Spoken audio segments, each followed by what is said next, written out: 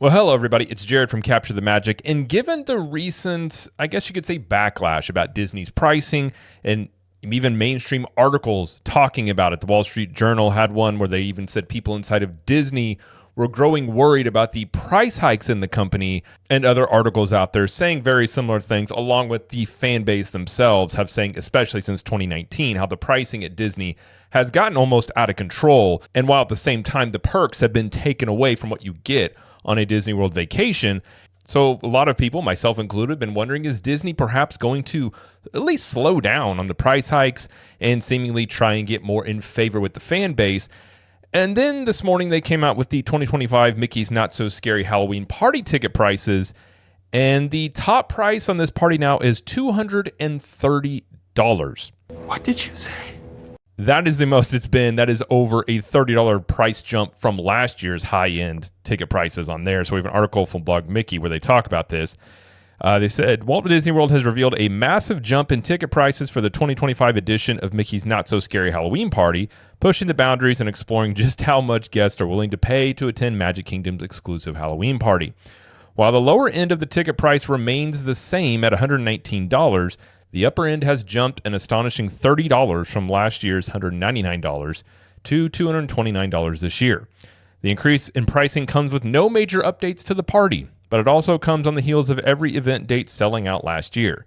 Simply put, guests haven't reached their limit yet, but this year's pricing will surely put that to the test. And you know, from a business perspective, it's hard to really blame Disney sometimes because, again, from a guest perspective, you've seen the prices just climb and climb and climb, and the perks that you get with that price decline almost inversely with each other. But if people continue to pay these prices, there's no motivation for Disney to really lower the prices. Now, we have seen Disney's attendance they had some reports last year, the attendance was stagnated, but given the Q2 earnings report they just came out with, where they saw a 13% increase in the attendance and revenue in the domestic parks, that right then and there, I figured at the time, they may get even more aggressive because that would be essentially Disney just getting feedback saying that what we're doing is working and we're going to continue to do that. And Mickey's Not So Scary Halloween party prices here are a reflection of that. Now, I guess the question is, what is the ceiling in which people will pull back and not buy these as much? And I guess if you're Disney, if you're trying to look at them from what they're trying to figure out is how much are people willing to spend? If we raise it $30, is that too much? And if people don't buy this, then maybe they adjust. But if this sells out yet again, like it did last year at these higher ticket prices, they're just going to continue to raise prices. So really, at the end of the day, it just comes down to the fan base and are they willing to pay the prices for this? And at this party, it wasn't that long ago, back in 2019, it was under $100 to go to this party. It was $79, I think, and it ranged up to $135. So in about a 5-year span, we've seen this jump up to a max of $230 and the low end being $119. So not only have the ticket prices increased in general, the prices of everything across the board, but these special event ticket prices have jumped also. Now, having gone to many of these parties, the party doesn't change. It is the same thing every year, which is also something, it's consistent. So if you haven't been before, a lot of people go and they enjoy it, but from a year-to-year basis, there's not anything that's going to be new this year. There's no new offerings, and I really highly doubt at a higher ticket price here that we see less crowds coming in. That would be an argument for that in terms of them allowing how many people are allowed to buy tickets to this, where you have kind of more of an exclusive event feel. The last, I would say, 5 years of the Halloween and Christmas parties, it is just as full in the parties as it is in a regular day in the park. So you're not even getting almost after hours access where the park feels, kind of secluded more to yourself. It is every bit as jammed as a regular day. So potentially, I suppose Disney could lower the amount of tickets they sell overall to try and make this more of a very exclusive event. But I have a hard time believing that they're going to do that. And I think they're just going to try and get as much money as they can as long as people are willing to pay it. And I think that's really just what this comes down to, is if there's enough audience there that is going to pay these prices as they continue to raise them, there is no motivation for Disney to change any of the pricing that they do, and they're just going to continue to try and feel out that upper ceiling to see how much people are willing to pay.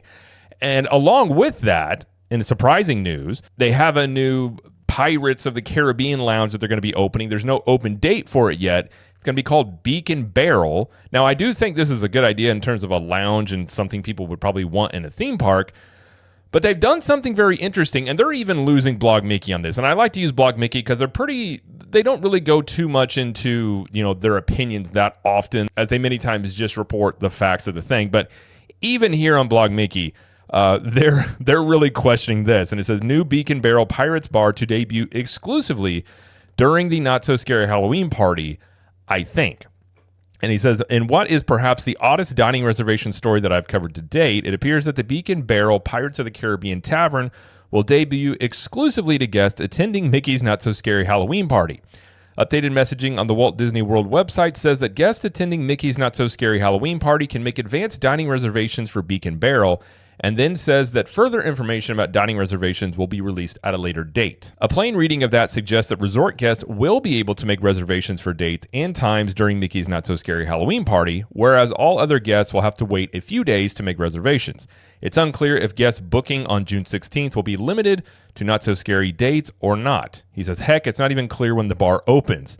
This is a weird move by Disney, like really weird. If I'm honest, if this ends up being how Disney debuts the bar, it reeks of desperation. Placing the debut of a new dining venue behind a special event paywall is an odd choice, but I'm sure it'll sell tickets to Mickey's Not So Scary Halloween party that has been stale for a while now. Perhaps that's the motivation, to sell Not So Scary Halloween party tickets. Historically, Disney doesn't need help selling tickets, but there was a significant price jump this year, so maybe they think they're pushing the boundaries a bit. Of course, the best case scenario is that the message on the Walt Disney World website is wrong, or rather that it is premature. My hope is that Disney World will open Beacon Barrel to regular guests during daily operations sometime before August 15th, when Mickey's Not So Scary Halloween party starts. Nothing like Halloween in the middle of summer to sweat a lot, but hopefully the website message is simply letting guests know that it'll be open during the party. So this reminds me of Disney years ago for the Halloween and Christmas parties had I called it an Inception party. It was a party within a party that you could pay extra for, that you got like all you could eat food and drink. You got special seating for the parade. Like you had some perks involved with it. But that was back when the party was still under $100. So you could somewhat make an argument back then to what you would get then is even probably less than what you would pay right now to just go to the Halloween party. But then potentially opening this up only to Mickey's Not So Scary Halloween party guests does seem, A, that's weird. And B, it does seem like maybe they're worried that they have maybe pushed this a bit too much on the pricing and are trying to entice people to come to go check out this new bar because, well, people like to be the first to check things out. And if you're talking about the bloggers and vloggers, a lot of those people would pay just to be able to go check it out. So they could be looking at this as a way to boost the party sales while also trying to drum up interest in this bar potentially. But after seeing a 13% increase in the second quarter domestically in the theme parks, it's kind of hard to argue against them, other than just doing it out of the goodness of their heart, which they're not going to, because as you've seen with the Abu Dhabi announcement of a brand new theme park, a lot of people pointed to that and said, well, that goes against everything Disney has said they stand for over the years, as that region of the world is not very friendly to alternative lifestyles, you could say. And they have very restrictive policies on many things. And Disney is gung-ho promoting it and talking about how excited they are for it because they stand to make a lot of money. So no matter what Disney says, they want to make more money, as do most businesses. But I think when people look at Disney, they tend to think of them as a friend and they're an ally with them. And ultimately, they just want to make more money. And I think that's very evident. If you look at the prices over the past few years, they've had the market share to do it, and they have really cashed in on that, especially since COVID. And the only thing that's going to slow this down at all is either they price it too high in the market and the audience reacts to it and they don't buy things at that price point, and or competition stepping in, which is where Epic Universe and Universal Studios comes into the equation. How does that affect them this summer and this year and the coming years could impact how comfortable Disney feels in increasing their prices and not offering any more at a party to increase the prices there. And I think that is something in the equation that does change this coming off this second quarter earnings report.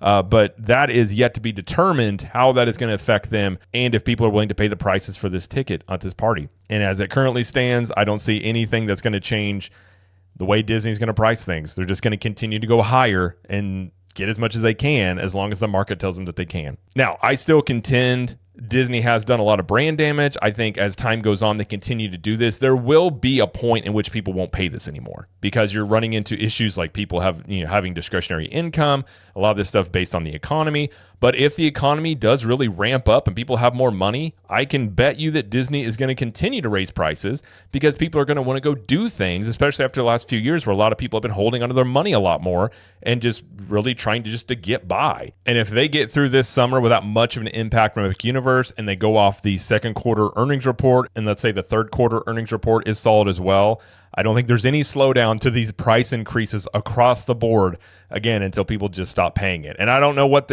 how much that would be. To me, $230 to go to this party, if you're talking about a family of four, that is going to end up being over $1,000, which is crazy to me because you used to be able to go to this party as a family of four for less than $400 like 5 years ago. The pricing is getting wild, and will people pay for it? We will wait and see. If these tickets sell out when you get closer to Halloween, like they did last year. Again, they raised prices last year more than they had before, and all those really expensive parties sold out. So if these sell out as well, they're just going to continue to do it.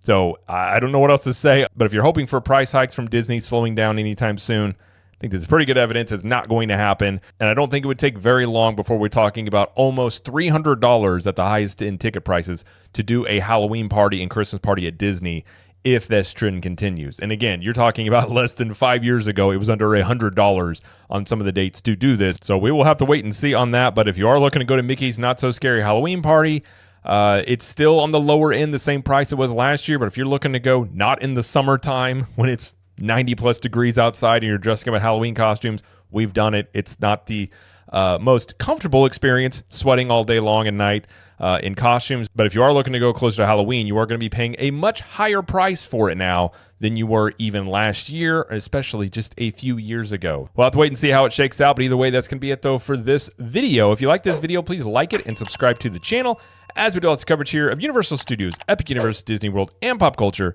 And let us know in the comments, what do you think about Disney pricing the dates closer to Halloween at $230 per person? And until next time, we will see you in the parks.